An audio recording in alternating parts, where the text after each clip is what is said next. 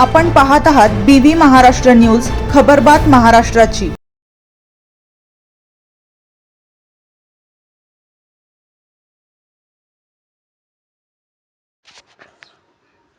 नाशिक जिल्ह्यात माध्यमिक शिक्षकांचे पगार रखडले, शिक्षकांमध्ये संताप। नाशिक जिल्ह्यातील माध्यमिक शाळांमधील शिक्षक व कर्मचाऱ्यांचे पगार अनियमित होत असल्याने संतापाची लाट उसळली आहे।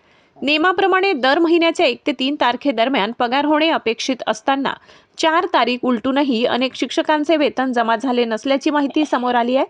त्यामुळे शिक्षकांसह त्यांच्या कुटुंबियांमध्ये चिंता व्यक्त केली जात आहे।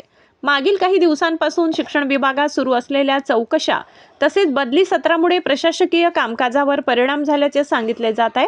मात्र अधिकाऱ्यांच्या बदल्या किंवा चौकशी हा शासनाचा अंतर्गत प्रशासकीय प्रश्न असून त्याचा फटका शिक्षकांना बसू नये अशी मागणी शिक्षक संघटनांनी केली आहे। पगार वेळेवर न झाल्यामुळे बँकांचे कर्ज हप्ते थकण्याची वेळ येत आहे। परिणामी शिक्षकांना अतिरिक्त व्याजाचा भुर्दंड सहन करावा लागत आहे। अनेक शिक्षकांनी घरकर्ज, वाहन कर्ज तसेच मुलांच्या शिक्षणासाठी कर्ज घेतले असून त्यांचे संपूर्ण आर्थिक नियोजन मासिक पगारावर अवलंबून आहे। वृद्ध आईवडिलांच्या औषधोपचाराचा खर्च व घरखर्च भागवितांना अडचणी निर्माण होत असल्याची भावना शिक्षकांनी व्यक्त केली आहे।